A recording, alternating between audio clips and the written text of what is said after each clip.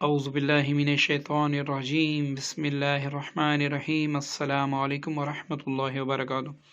प्यारे दोस्तों, जैसा कि आप सबको मालूम है कि 4 फरवरी को सपहर 3:37 पर शर्फ़ ज़ोहरा होगा और इख्तिताम 5 फरवरी को 11:56 पर होगा।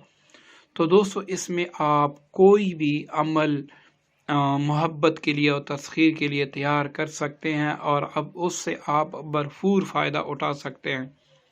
तो दोस्तों, चलते हैं आज के अमल की तरफ। एक ज़बरदस्त अमल आपकी खिदमत में पेश हैं। आमिलीन भी इससे फ़ायदा उठा सकते हैं, आम अफराद भी इससे फ़ायदा उठा सकते हैं। दोस्तों, जो तिलिस्म आपको स्क्रीन पर नज़र आ रहा है, इस तिलिस्म को आपने ज़ोहरा की साथ में काले पेन से इसी तरीके से 71 बार लिखना है।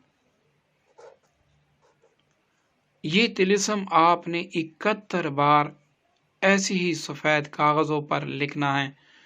जब आप ये लिख लें, इन 71 कागज़ों को आप इकट्ठा करके इसको अच्छी तरह आपस में फोल्ड कर दें।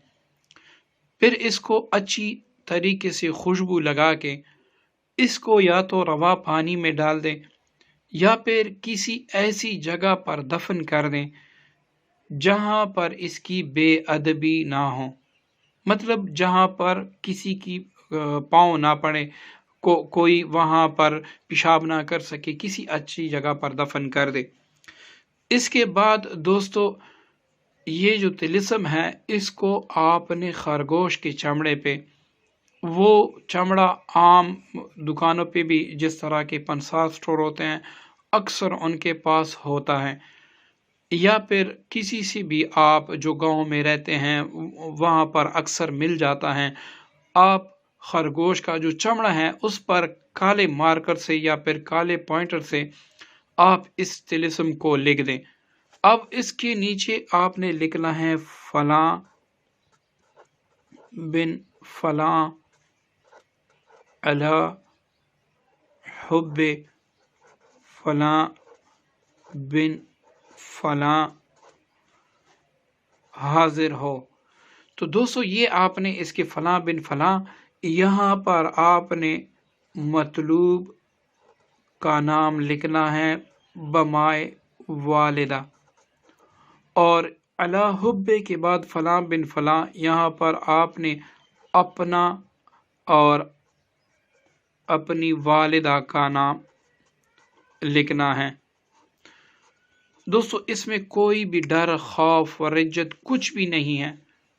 ये तिलिस्म बेज़र्र है और जब भी आप इसको इस्तेमाल करेंगे, इंशाल्लाह ये कभी भी ख़ता नहीं करेगा।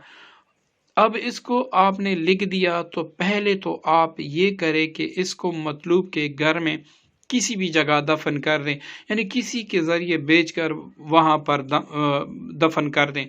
अगर आप वहाँ नहीं बेच सकते तो आप ऐसे करें कि इसको आप जिस रास्ते से मतलूब गुजरता उस रास्ते में दफन कर दें।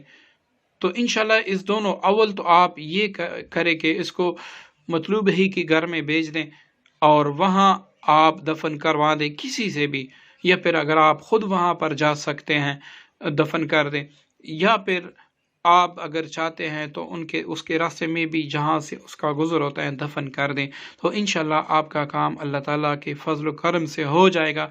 लेकिन मैं यहाँ वाज़ह करता चलूँ कि ये सिर्फ़ जायज़ मोहब्बत के लिए है, और जायज़ मोहब्बत हम उसको कहते हैं कि एक लड़की से आप रिश्ता करना चाहते हैं, आप ख़ुद को उसके लिए परफेक्ट समझते हैं, या फिर आप दोनों के दरमियान पहले तो रिश्ता था और आप शादी करना चाहते थे, लेकिन किसी ने बुग़्ज़ की आग भड़का दी, हसद की आग भड़का दी और आप दोनों में जुदाई डाल दी, तो उसके लिए आप करते, इंशाल्लाह आपकी शादी उसी जगह होगी।